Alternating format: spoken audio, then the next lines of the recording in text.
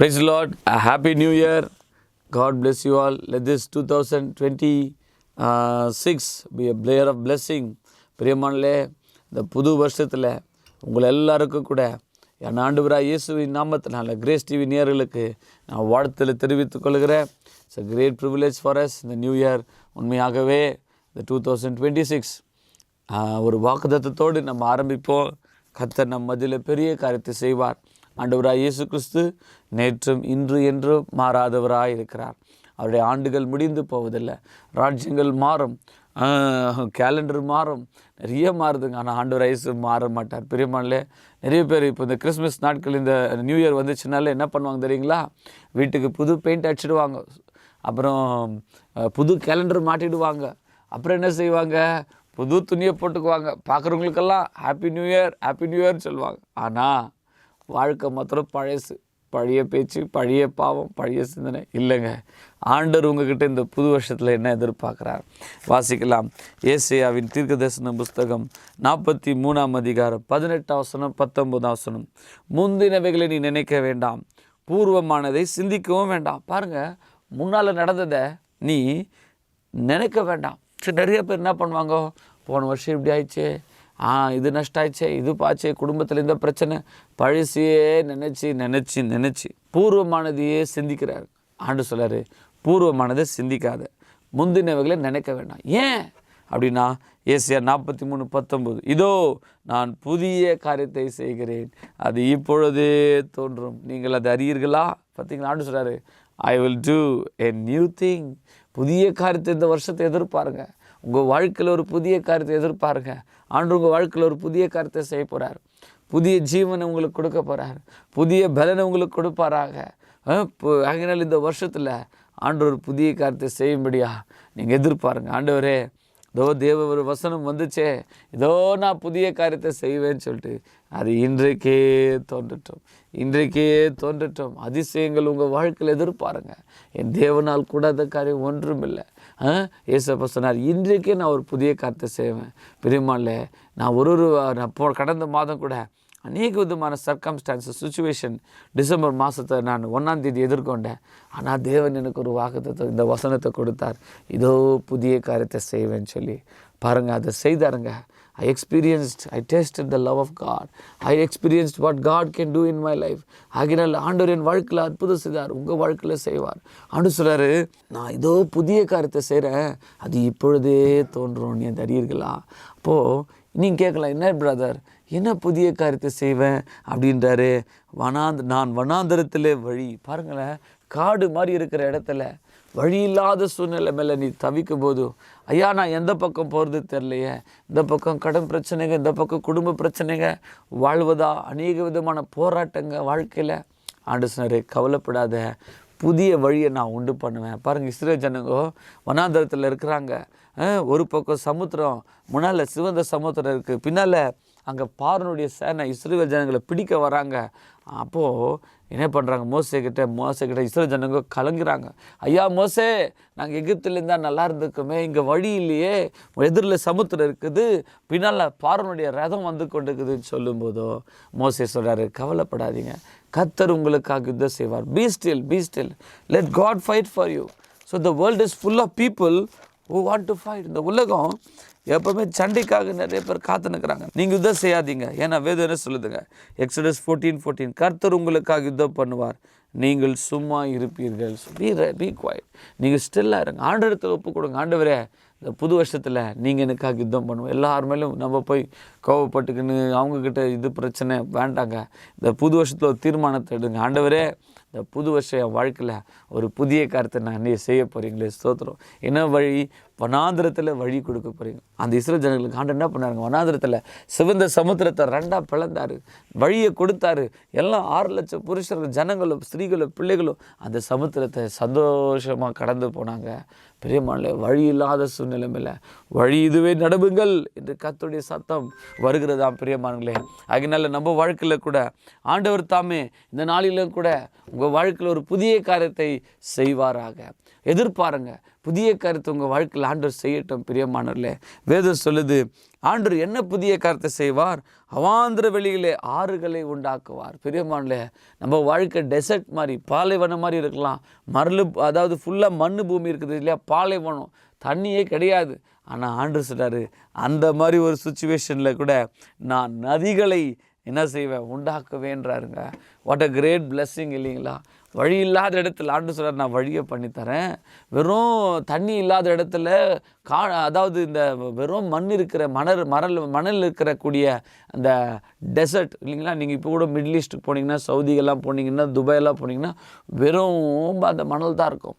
அந்த மாதிரி இடத்துல நான் நதிகளை உண்டாக்குவேன்னு சொல்கிறாருங்களே. உங்கள் வாழ்க்கையில் கூட, பிரதர் என் வாழ்க்கை பாலைவனம் போல் இருக்குதே, என் வாழ்க்கை காடு மாதிரி இருக்குது, டோன்ட் வரி. இந்த வருஷம் ஒரு புதிய காரியத்தை எக்ஸ்பெக்ட் பண்ணுங்கள். லார்ட் பைபிள் சொல்லுது, நீ எதிர்பார்க்கிற முடிவை நான் உனக்கு கொடுப்பேன். So what you expect is very important. எதிர்பாருங்க, ஆண்டவரே இந்த வருஷத்தில் என் வாழ்க்கையில் ஒரு புதிய காரியத்தை செய்யுங்க, என் குடும்பத்தில் செய்யுங்க, பிள்ளைங்க வாழ்க்கையில் செய்யுங்கப்பா, என் குடும்பத்தில், என் பெற்றோர்கள் வாழ்க்கையில், என் மாமனார் மாமியார் வாழ்க்கையில், எல்லாருடைய வாழ்க்கையில் ஒரு புதிய காரியத்தை செய்யுங்க ஆண்டவரே. எல்லாருமே பக்கமாக திரும்பார்களாக. எங்கள் வாழ்க்கையில் பாதை இல்லாத சூழ்நிலையில் பாதையை உண்டாக்குங்க ஆண்டவரே. நதியை வர வைக்கவேன்னு சொன்னீங்களே, அந்த நதி போகிற இடத்துலலாம் ஆரோக்கியம், அந்த நதி போகிற இடத்துலலாம் பரிசுத்தம், அந்த ஜீவத்தை நீர் போகிற இடத்துலலாம் அநேக ஜீவ விருட்சம் கொடுக்குற செடி இருக்கும். அந்த நதி போகும் இடமெல்லாம் அநேக ஜாதியான மீன்கள் வருது போல் இன்றைக்கி ஆண்டவர் இந்த புது வருஷத்தில் உங்கள் வாழ்க்கையில் கூட ஒரு புதிய காரியத்தை செய்வாராக. ஆண்டவர் என்ன புதுசாக செய்கிறாருங்க? எசேக்கியேல் 36:26 நம்ம வாசிக்கும் போது, எசேக்கியேல் 36:26, இதோ உங்களுக்கு நவமான இருதயத்தை கொடுத்து உங்கள் உள்ளத்தில் புதிதான ஆவியை கட்டளிட்டு கல்லான இருதயத்தை உங்கள் மாம்சத்திலிருந்து எடுத்து போட்டு சதியான இருதயத்தை உங்களுக்கு கொடுப்பேன். ஆண்டு சொல்கிறாரு, நவமான இருதயத்தை நான் உனக்கு கொடுப்பேன், நியூ ஹார்ட் கொடுக்குறேன். என்ன ஹார்ட் அது? அவரை தேடக்கூடிய ஹார்ட். எப்போவுமே ஆண்டவர் தேடுற ஒரு இருதயம் உங்களுக்கு வேணுங்க. ஜெபம் பண்ணுங்க இந்த புது வருஷத்தில், ஆண்டவரே give me a new heart, a heart which seeks. உண்மை தேடக்கூடிய இருதயம் எனக்கு தாங்கப்பா. ஆண்டவரே உண்மை தேடணும், அதிகாலையில் உண்மை தேடணும், மாலையிலே தேடணும், மத்தியானத்தில் தேடணும். உன்னை தேடக்கூடிய இருதயத்தை எனக்கு கொடுங்க. a new spirit. என்ன நியூ ஸ்பிரிட்டு? பரிசுத்த ஆவியானவர் நம்ம மேலே இருக்கணும். அந்த ஞானத்தின் ஆவியானவர் நம்ம மேலே இருக்கணும். ஸோ புதிய ஆவியை, புதிய பலனை இந்த வருஷத்தில் நம்ம பெற்றுக்கொண்டோம். பிரியமானே, ஏசாயா 40 நம்ம வாசிக்கிறோம். ஏசாயா 40 வசனம் 31, கர்த்தருக்கு காத்திருக்கிறவர்களோ புது பலன் அடைந்து கழுகுகளைப் போல சட்டைகள் அடித்து எழும்புவார்கள். பாருங்களேன், ஆண்டருக்கு காத்திருக்கிறவங்க என்ன வாங்கலாம்? புது பலன். இந்த வருஷத்தில் கர்த்தர் தாமே உங்கள் வாழ்க்கையில் ஒரு நியூ ஸ்ட்ரென்த் கட்டளையிடுவாராக. கர்த்தருக்கு காத்திருக்கிறவர்கள் புது பலனை அடைந்து கழுகை போல் நம்ம சட்டடித்து போக ஒரு புதிய காரியத்தை கர்த்தர் உங்கள் வாழ்க்கையில் செய்வாராக. பிறகு இப்போ ஆண்டவர் என்ன செய்கிறாருங்க? சோர்ந்து போகிறதுக்கு பலன் கொடுக்குறாரு, புதிய காரியத்தை செய்கிறார். சங்கீதம் 34 சங்கீதத்தில் கூட நம்ம வாசிக்கும்போது, அதாவது புது பாட்டை என் வாயிலே அவர் கொடுத்தார் என்று சொல்லுகிறார். ஸோ நம்முடைய வாழ்க்கையில் ஆண்டவர் என்ன செய்கிறாருங்களே? சங்கீதம் 40 3 Psalms 40:3, நமது தேவனை துதிக்கும் புது பாட்டை அவர் என் வாயிலே கொடுத்தார், அநேகர் அதை கண்டு பயந்து கர்த்தரை நம்புவார்கள். ஸோ இந்த புது வருஷத்தில், இந்த கிறிஸ்மஸ் நாட்களில் எல்லாம் தாண்டி நம்ம புது வருஷத்தில் ஆண்டவர் நம்மகிட்ட எதிர்பார்க்குறாரு, உன் வாயில் எப்போவுமே புது பாட்டு இருக்கணும். பழைய பாட்டு இன்றைக்கோடு விட்டுருங்க. என்ன பாட்டுங்க? அது இல்லை இது இல்லைன்ற புலம்பலை விட்டுட்டு உங்கள் புலம்பல் ஆழ்ந்த கழிப்பாக மாற்றுங்க. உங்கள் புலம்பல் அழுகையை சந்தோஷத்தோடு துதிக்க ஆரம்பிங்க. நீங்கள் துதிக்கும் வீரர்கள் எழும்பட்டும். யூதா எப்படி யூதா இஸ்ரேல் ஜனங்க முன்னால் போகும்போது யூதா தான் ஃபஸ்ட்டு முன்னால் போகணும். அப்போ துதிக்கச்சேன்னே போகும்போதோ நீங்கள் துதிக்க நீங்கள் துதி செய்ய தொடங்கினோடனே எதிரிகள் அங்கே யோசபாத் ராஜா காலத்தில் நம்ம பார்க்குறோம், இவங்க துதிக்கிறாங்க, அங்கே எனிமி ஆட்டோமேட்டிக்காக டிஃபீட் ஆகிறான். நீங்கள் கர்த்தரை துதிக்க கற்றுக்கொள்ளுங்க. ஆண்டவர் முழு மனதோடு முழு உள்ளத்தோடு துதிச்சுனே இருங்க. அப்போது கர்த்தரை துதிக்கும் போதும் அங்கே ஆண்டவர் கிரியைகள் வல்லமையாய் செயல்படுத்துவார். ஸோ புது இருதயத்தை கொடுக்குறாரு, புது பலனை கொடுக்குறாரு, புதிய சிந்தையை கொடுக்குறாரு. புதிய இருதயம்னா அவரை தேடக்கூடிய இருதயம். புதிய ஆவினாக்கா பலமுள்ள ஆவியை நம்ம கொடுத்துருக்கிறாரு. புது பாட்டை கொடுத்தாரு. புதிய ஒரு கர்த்தருக்கு காத்திருக்கும் போது புது பலனை கொடுத்தாரு. நெக்ஸ்ட்டு சொல்கிறாரு, எபேசியில் நம்ம வாசிக்கும் போதும் புதிய மனுஷனாக நம்ம மாற்றிருக்கிறார். அதுக்கு மேலே 2 கொரிந்தியர் 5:17 சொல்லுது, ஒருவன் கிறிஸ்துக்குள் இருந்தால் புது சிருஷ்டியாக இருக்கிறான், பழசெல்லாம் ஒழிஞ்சு போயினேன், எல்லாம் புதுசாக மாறிச்சு. அப்போ இந்த வருஷத்தில் பழசெல்லாம் விட்டுடுங்க. எதுக்கு தேவையில்லையோ அதை விட்டுடுங்க, அந்த பந்து பண்ணிவிடுங்க. ஆண்டவரே எனக்கு இந்த பாவம் வேண்டாப்பா, இது உன்னுடைய ரிலேஷன்ஷிப் உம்மோடு கூட ஐக்கியத்தில் எனக்கு தடை செய்து வேண்டாம், விட்டுட்டு பாவத்தை அறிக்கை செய்து விட்டு விடுக்கணும்னு இறக்கப்படுவோம்.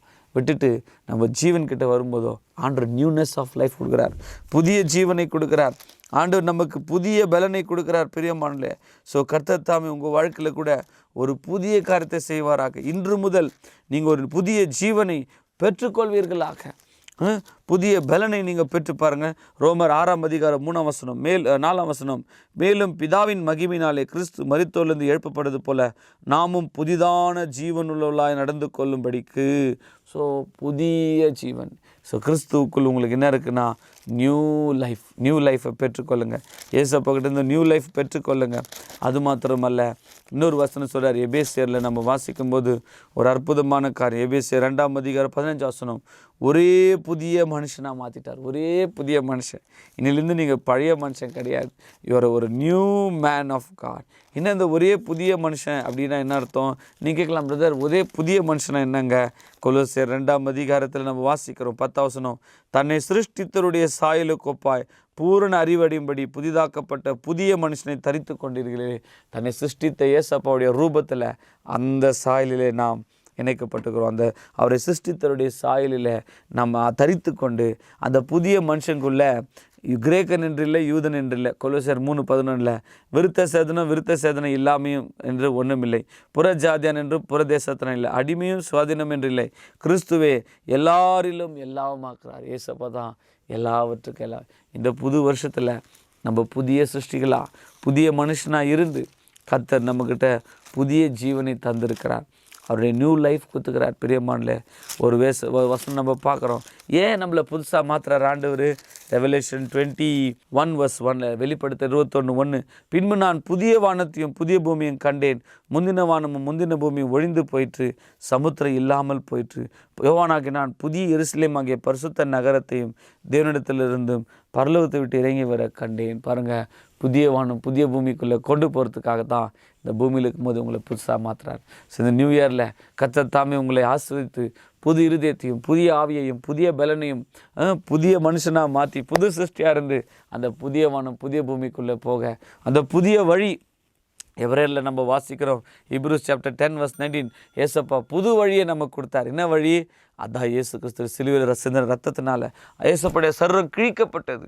சர்வம் கிழிக்கப்பட்ட போது அந்த பரிசுத்த ரத்தம் ஏசப்படைய சர்வ ரத்தத்தினால பரலோகத்துக்கு போகிற வழியை உண்டு பண்ணிட்டார். ஸோ அவரை நீங்கள் விசுவாசிக்கும் போது இந்த புது வருஷத்தில் கர்த்தர் புதிய காரியத்தை உங்களுக்கும் வழியை உண்டு பண்ணுவார். கர்த்தர் உங்களை ஆஸ்வதிப்பார். God bless you. நீங்கள் இருக்கிற இடத்துல முழங்கால் பட்டு, ஏசப்பா இந்த வசனத்தை நான் கேட்டிருக்கிறேன், என் உள்ளத்தில் புதிய இருதயத்தை கொடுங்க, புதிய ஆவியை கொடுங்க, புதிய பலனை கொடுங்க, புது மனுஷனாக என்னை மாற்றுங்க, பழசெல்லாம் ஒழிச்சு போட்டோம், பழைய பாவங்கள் பழைய பழக்கங்கள் உமக்கு பிரியமில்லாத எல்லா காரியம் நீக்கி போட்டு உள்ளத்தில் புதிய ஜீவனை கொடுக்கும்படியா இயேசு கிறிஸ்துவின் நாமத்தில் இந்த நிகழ்ச்சியை பார்க்குற ஒவ்வொரு பிள்ளைகளும் ஆஸ்வதிக்கும்படியா இயேசு கிறிஸ்து நாமத்தில் வேண்டிக் கொள்கிறோம் பிதாவே. ஆமீன். God bless you.